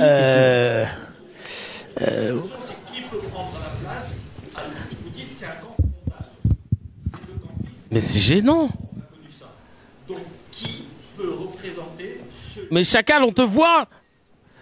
Les morpions. Quelle attaque de morpions. Oh, fuck. La question... Disgusting, I mean, wow. Même le mec à côté est gêné. Ah, j'ai pas vu. Ah, le mec à côté, il est gêné. Putain, je parle comme Franck Tapiro quand je suis excité. Le mec à côté, il est gêné. C'est pas un PC, c'est feu. Ça, c'est ses feux. Attends, le mec à côté, il est gêné.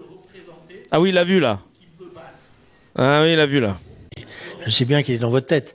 Là, il l'a vu, je crois. Attends. Il me semble que ça constitue une agression sexuelle. Oh, je te jure. Morbag Dre. Oh, dégueulasse. Bref. Et voilà comment il parle de Mélenchon aussi dans cette même... une fois qu'il a fini de se gratter les morpions. Regardez comme il en parle. Il accuse Mélenchon d'antisémitisme catholique. Hein. Évidemment. Et évidemment, on constate que la vidéo ne veut pas se lancer. Mélenchon est Ah voilà, c'est... Hop, c'est parti. Mélenchon est antisémite. Oh, les vieux gens sont tout contents, là. Ouais. Merci de dire les termes. Super. Et je le dis comme ça de manière aussi prononcée, parce qu'en fait, Mélenchon a été... c'est Ruth Elkrieff qui a attiré mon attention là-dessus. Elle m'appelle un jour, elle me dit... T'as parlé quand t'étais avec lui de son enfance, de sa jeunesse, etc.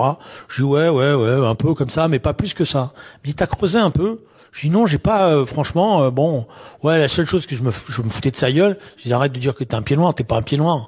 Toi, t'étais un enfant de fonctionnaire français, t'es juste rentré en 62. D'ailleurs, il le dit dans ses mémoires. Il dit moi, j'étais pas un pied noir. Moi, je rentrais parce que mes parents avaient fini leur temps et voilà, et j'étais avec ma cage et mon oiseau et je voyais ces pauvres gens, etc. et tout. Pourquoi je vous raconte ça? Parce que sa jeunesse... Mais pourquoi tu racontes ça? C'est d'abord sa jeunesse de la communauté hispanique au Maroc et en Algérie. Et là, à ce moment-là, il est totalement imprégné d'une culture catholique qui est, au moins dans nos pays, en Algérie et au Maroc, très antisémite. Très antisémite. Les émeutes de 1932 à Oran partent des quartiers hispaniques. Partent de lui. Partent de Mélenchon. 1932, Mélenchon est à l'origine des émeutes. D'Eckmühl. Voilà. Donc, il y a ça qui est là. Voilà. Et d'ailleurs, il nous racontait souvent, moi je ne prêtais pas attention, il disait, ah mais moi j'étais avec le curé, je faisais les je sais pas quoi, les trucs de bedeau, là, je sais pas, voilà, il s'en vantait, hein. Enfant de cœur, voilà, excuse-moi. Voilà. Et il s'en vantait.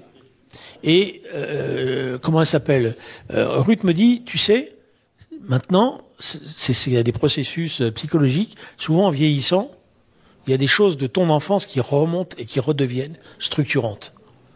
Et je suis d'accord avec elle maintenant. J'ai rien compris de comment il a voulu clasher Mélenchon là, en vrai, franchement. Mais nos pays, non mais Burke, je te jure, le mec. Ah non mais il est dégueulasse. Hein. Tout la faute à Méluche. C'est la faute à Méluche si j'ai des chicots clacos. C'est de la faute à Méluche si aujourd'hui j'ai pas de parti. C'est de la faute à Méluche si j'ai aucun mandat. C'est de la faute à Méluche si je dépense des milliers d'euros dans les cartables et dans les stylos. Hein, vraiment. Et que j'ai des morpions. Les morbacs dans mon slip, c'est de la faute à Méluche.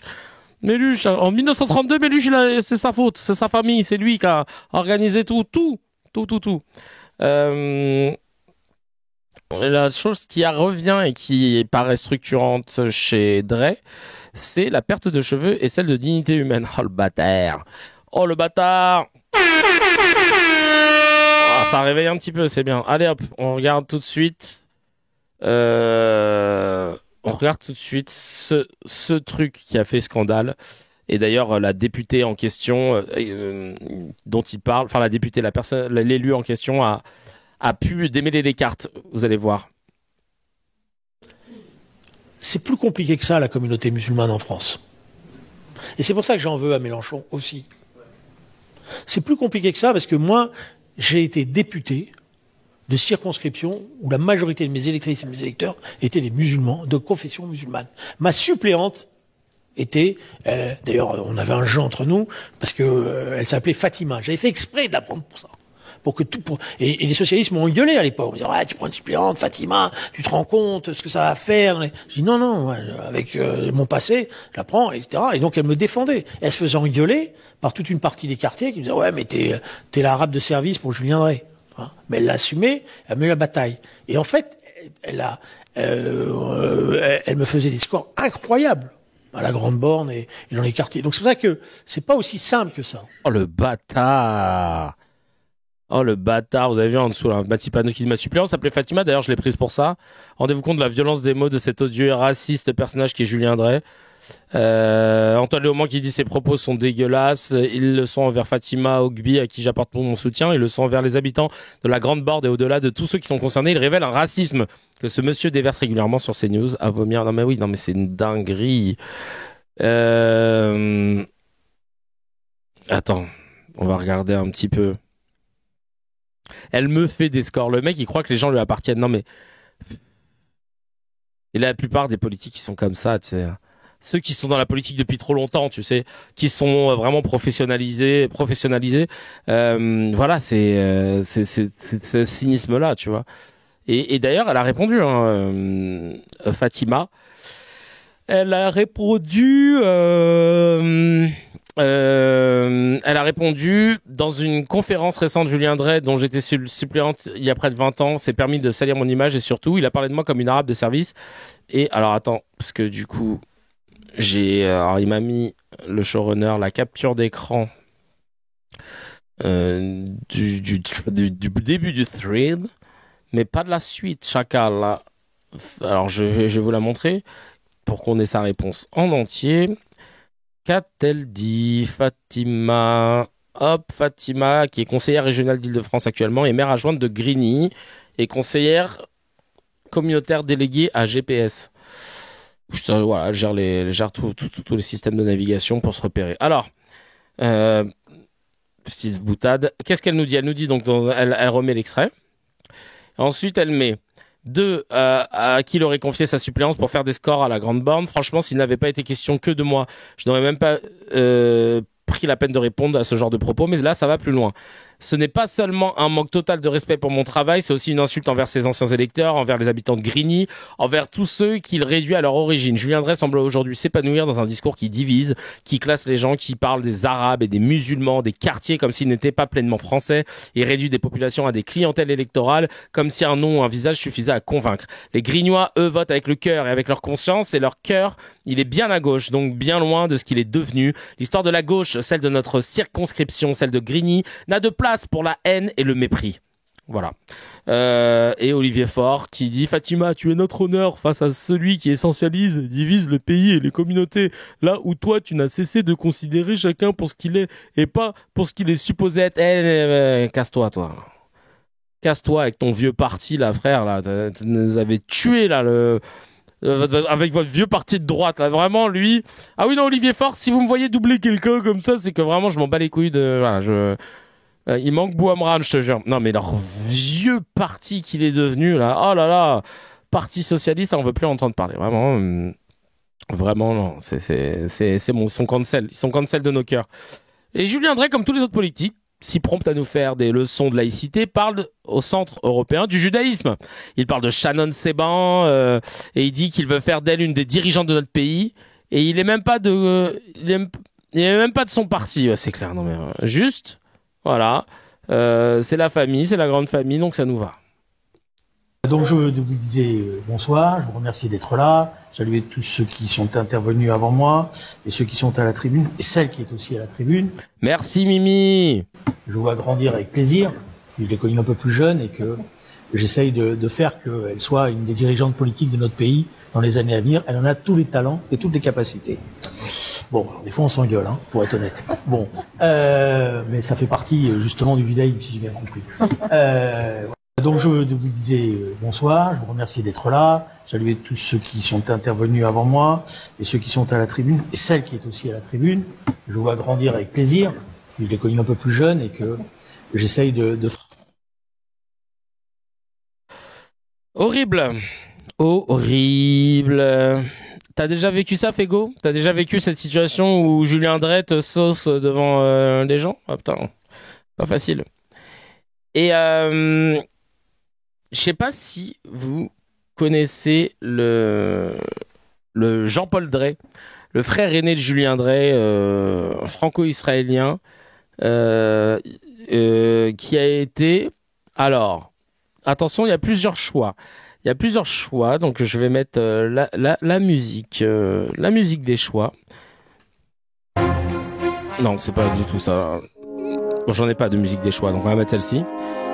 Le frère de Jean-Paul Drey, le frère de Julien Drey, Jean-Paul Drey, a été responsable du mouvement du Bétar, un groupe sioniste radical, porte-parole du Likoud France, le parti politique de Benjamin Netanyahou, ou bien un acteur clé de la branche politique du CRIF, engagé dans le soutien à Israël. À vous de trouver la bonne réponse. Je vous laisse trouver les trois MDR. Là, c'est les trois. Ah putain, mais en fait, c'est que je vous pose la question. Je veux dire, je vais le dire au showrunner. Tiens. Dis-moi pour la question sur Julien Drey, sur le frère de Julien Drey. Julien Drey, tu m'as pas mis la réponse ou alors c'est dans une vidéo qui arrive. Je te demande en direct. Ah ouais, je peux faire un sondage aussi, c'est vrai. Alors, c'est parti. Oh là là, Jules qui m'envoie plein de vidéos là, en plein live. Ah, chacal, ça me donne envie de les regarder. En attendant, on va regarder la vidéo. Après, on a eu ce moment particulier où je deviens membre porte-parole du parti, donc membre de la direction, et un jour je découvre une note qu'on m'amène, qui était écrite par un type qui s'appelait Pascal Boniface. Moi, je débarque dans le bureau de Hollande. Il dit, moi, ça a vu cette note? Puis, c'est quoi ce truc? Bon, mais pourquoi tu t'énerves là-dessus? Je dis, mais t'es fou, quoi. T'as vu ce qu'il a écrit? Puis, alors, il le lit, parce qu'Hollande, c'est pas un intellectuel. Dans cette chose-là, il relativise toujours. Bon, attends, on va s'arranger. Non, attends, François, c'est un problème, ce truc-là. Bon, écoute, charge-temps. Bah, moi, c'est simple, hein. Je convoque le mec, je lui dis, c'est quoi cette note? C'est impossible, t'es fou, c'est contraire à notre truc, on commence à discuter. Je vais voir Hollande, je lui dis, bon, écoute, c'est simple maintenant. Ou il est viré, ou c'est moi qui pars. Bon, il a été viré. Donc, depuis, il me poursuit de sa vindicte populaire. Il m'a fait, je sais pas trop, 4 procès, il les a perdus. Je vais même pas à ces procès. Mais, ce qui était intéressant, c'était le cheminement idéologique. Et ce que portait la note. Et la note, elle disait, c'est clair. Désormais, pour gagner, il faudra faire sourire, il faudra s'occuper des banlieues, des Arabes, etc. Je vous la fais courte, mais c'était ça qu'elle disait. Et il faut laisser tomber le caractère pro-sioniste du Parti socialiste tel qu'il s'est identifié dans son passé. Voilà. Ah, et ça, PS, ça veut dire pro-sioniste. Putain, je me disais, non, on va en prendre un truc, le seul truc intéressant là.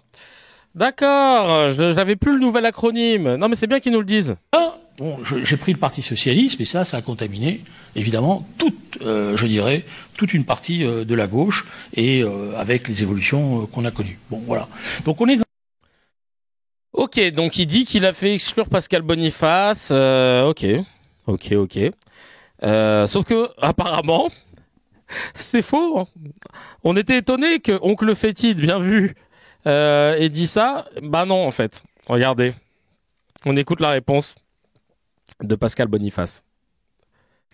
Une vidéo de Julien Drey circule sur les réseaux sociaux dans lequel, tout content de lui, devant une assemblée sans doute d'extrême droite, c'est désormais sa famille politique, il dit que c'est lui qui a eu ma tête au sein du PS après la publication de ma note de 2001, dont il ne parle pas du fond, évidemment.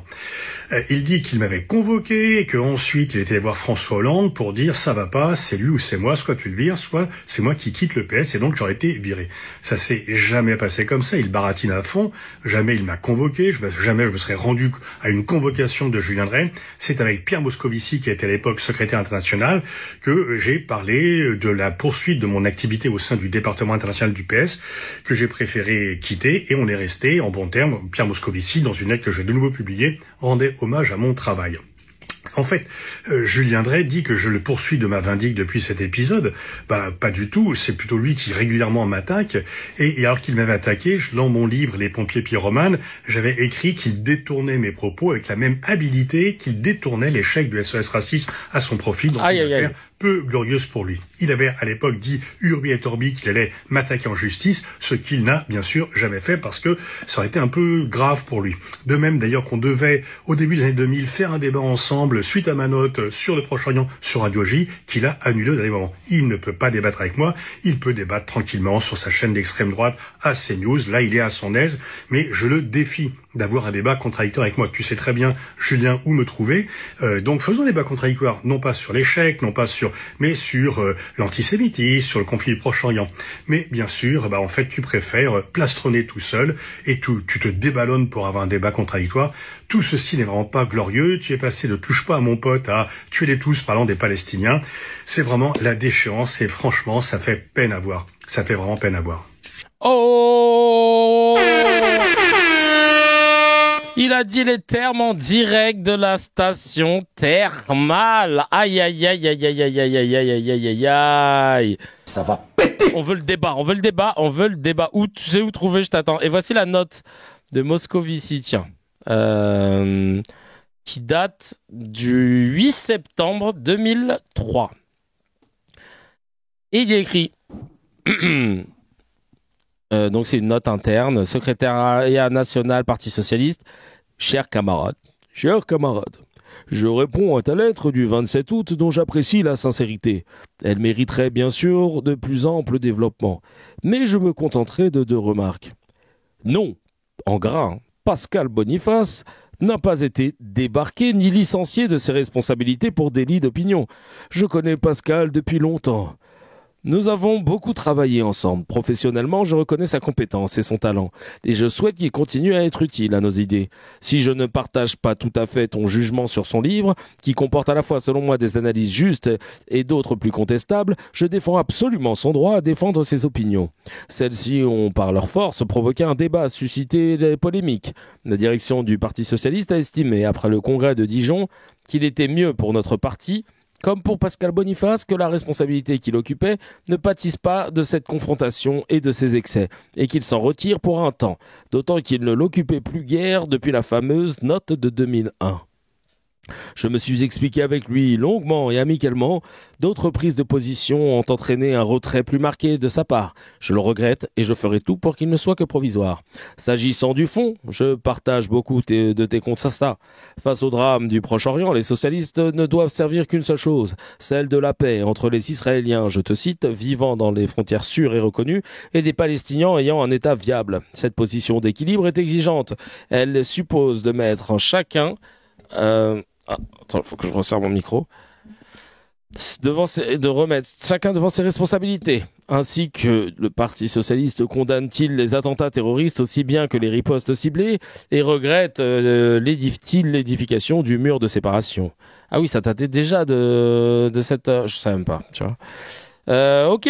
Non mais écoute, ma foi. Et pour finir, donc, on va parler de la famille Drey, Julien et son frère Jean-Paul. Ils parlent de la grande fête de la Concorde, qui est un rassemblement de touche pas à mon pote, organisé par SOS Racisme, je l'ai fait à la Jamel Debbouze, sur la place de la Concorde en 85, et Julien Drey. Il parle du Bétard, et donc vous avez la réponse à la question. C'est parti, on regarde tout de suite. Année. Et cet extrait, il est édifiant aussi. Pareillement. Bon, écoutez, moi... Ça marche. Bon, dans la famille, il y a 2 frères. Il y a moi et mon frère qui s'appelle Jean-Paul. Il y avait une division du travail. Moi, je m'occupais de la gauche, lui, il s'occupait de la droite. Donc, je la fais simple, mais mes parents, quand ils m'ont vu virer trotskiste, ils étaient inquiets. Et donc, ils ont retiré mon frère de l'école publique et ils l'ont mis dans une école juive. Comme on n'avait pas beaucoup de sous, ils l'ont mis dans une école juive à Pavillon-sous-Bois, qui n'était pas forcément une école d'élite intellectuelle. Mais bon, voilà. Puis donc, lui, par ce biais-là, il aurait pu virer comme son grand frère trotskiste, mais il a viré sioniste. Et il est devenu chef du Bétard, je crois, c'est un truc comme ça. En France, bon, voilà. Mais c'est un Bétard sympathique. Un Bétard sympathique. Je rappelle un groupuscule qui cassait les gueules. Hein. Bétard sympathique. Ne relancez pas avec sionisme charnel parce que ça m'a valu des colibés de... Parce que tu sais, notre capacité chez les Cracks à pouvoir partir sur beaucoup de vannes avec ce genre de choses. Attends, je vais vous dire ce qu'est le Bétard en quelques lignes pour celles et ceux qui le Bétard sionisme sympathique.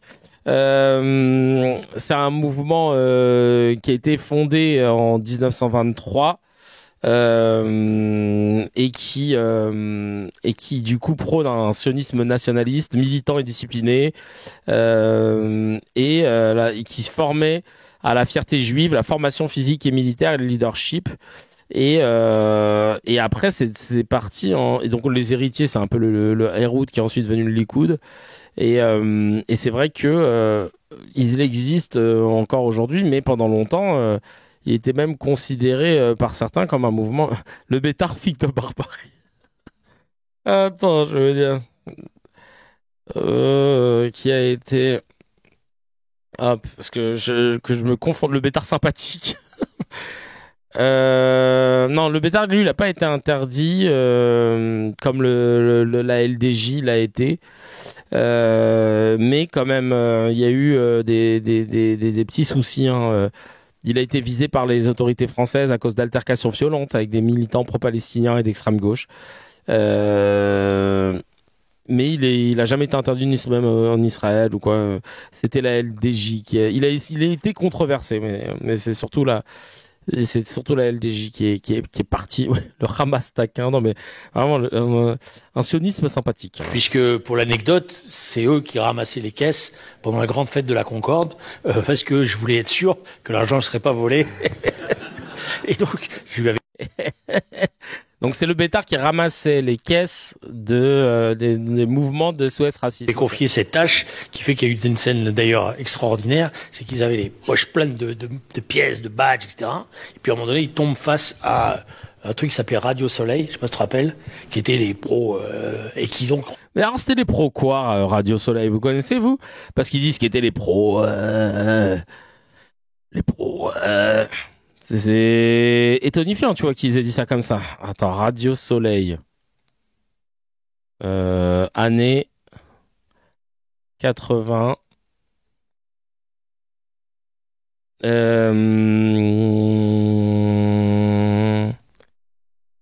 Radio Soleil. On va regarder ce que c'est. Hein.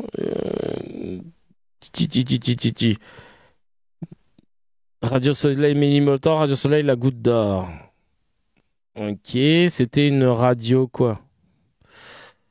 C'était c'est la chaîne météo. Non, mais ça m'intéresse, moi, Radio Soleil. C'était quoi? Pourquoi il dit, parce qu'il le dira pas, hein, il dira c'était une radio dans les années 80. Bonjour, juste pour savoir si Julien a rendu l'argent des SOS Racisme. Bonne question. Radio Soleil dans les années 80, c'était une radio associative emblématique, née avec la libéralisation des ondes en 81 sous Mitterrand.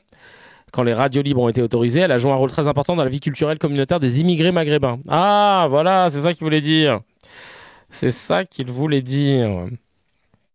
Non, d'accord. Créé en 81 à Paris dans le contexte de l'explosion des radios libres et par des militants, des membres de la communauté maghrébine, principalement algérienne et marocaine. Donner une voix aux immigrés, parler en arabe et en français, informer sur les droits et relayer la culture et la musique du bled. Ok. Reconnaissent mon frère et son équipe, évidemment ça dégénère, il y a des milliers de pièces qui tombent par Pourquoi terre. évidemment ça dégénère? C'est ça moi que je comprends pas. Cette partie de l'histoire elle est Bresson pour moi. Un truc qui s'appelait Radio Soleil, je sais pas si tu te rappelles, qui étaient les pros et qui donc reconnaissent mon frère et son équipe, évidemment ça dégénère, il y a des milliers de pièces. Tiens, Radio Soleil qui était pro, évidemment ils reconnaissent mon frère et son équipe, ça dégénère. Et tu sais, il dit ça en mode, il y a un truc qui est pas net. Pourquoi une radio qui prône l'immigration, enfin maghrébine, reconnaîtrait le frère de Dre et le Bétard et se disent faut qu'on les castagne. D'ailleurs, il le dit pas. Mais pourquoi il faudrait que, genre, ils se voient et que ça parte en vrille tout de suite? Moi, je trouve ça très bizarre. Je trouve que l'histoire, il la remixe pour pas rentrer dans les détails, parce que j'ai l'impression que dans les détails, ça n'irait pas dans son narratif. Très bizarre. Pièces qui tombent par terre, les gens se précipitent. Bon, ça, c'est une anecdote. Bon, bah voilà. Donc, pourquoi je vous raconte ça? Parce que vous m'avez payé, il faut bien que je parle. On était juifs pieds noirs, de tradition. Mes parents n'étaient pas des très religieux, mais avec l'évolution de mon frère, ils le sont devenus un peu plus. Donc, ils ont commencé à faire Shabbat, à manger kasher, etc. et tout. Bon, voilà. Mais il y avait la cohabitation fraternelle entre nous qui faisait que il y avait une sorte de gentleman agreement. Alors, mon frère vous dira que c'est lui qui me formait sur ces questions-là, et moi je dirais que j'écoutais, que je prenais. Voilà. Oh, on s'en fout. Et je me gratte les couilles pour changer. Ok, merci. Merci pour cette une famille vraiment formidable. Ah oui, vraiment formidable, ouais, c'est clair. À deux doigts de se gratter. Non mais il l'a fait, vous inquiétez pas. Écoutez ma foi. Voilà un peu ce personnage. S'il y en a qui ne le connaissaient pas trop, on va éviter, voilà, d'être dans les iris de ses propres histoires. Très approximatif. On voit qu'il a choisi un narratif. On voit qu'il est passé de la gauche à la droite. Mais était-il vraiment de gauche à l'époque? Je sais pas. Est-ce que c'était pas de l'opportunisme? En tout cas, si vous voyez ce personnage régulièrement sur CNews, vous savez à qui vous avez affaire. Et on attaque le no comment, les petites news que je vais commenter. Et on n'a pas le droit, que je vais dire, et on n'a pas le droit de les commenter. Ni vous, ni nous. Alors, on y va. Attends, c'est vrai que j'étais carrément presque dans les commentaires, j'avais pas vu. C'est parti. On se met en mode emoji partout. Pas le droit de commenter. Je commence avec, et idem sur YouTube aussi, hein, tout le monde met que des emojis. On n'a pas le droit de commenter. C'est parti. Shein commercialise en France des poupées sexuelles en forme de fillettes avec comme descriptif poupées sexuelles. Jouets de masturbation masculine avec corps érotique et vrais orifices.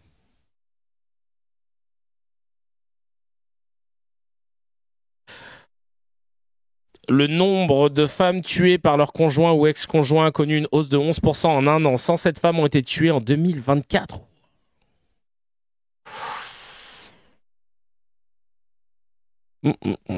Les États-Unis vont bombarder le Venezuela. L'administration Trump a décidé d'attaquer les installations militaires du pays.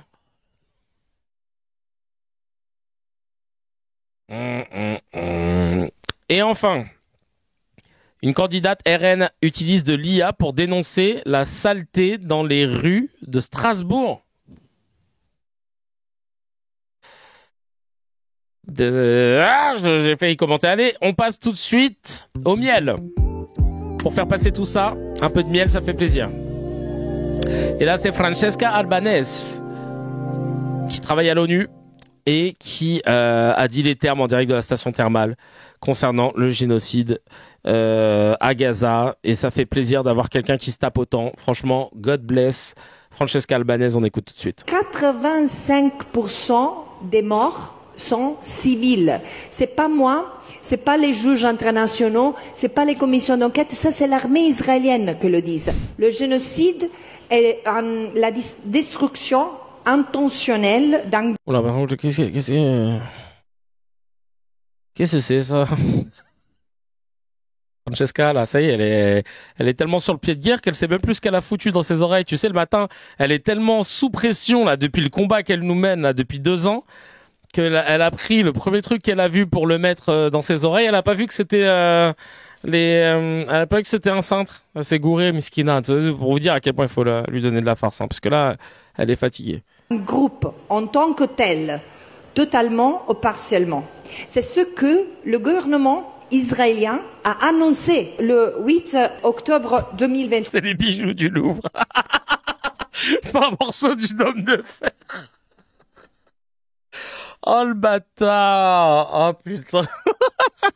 C'est un cadeau de la fête des mères. Je te jure, t'as pas le choix. Ah, Chalençon, il va...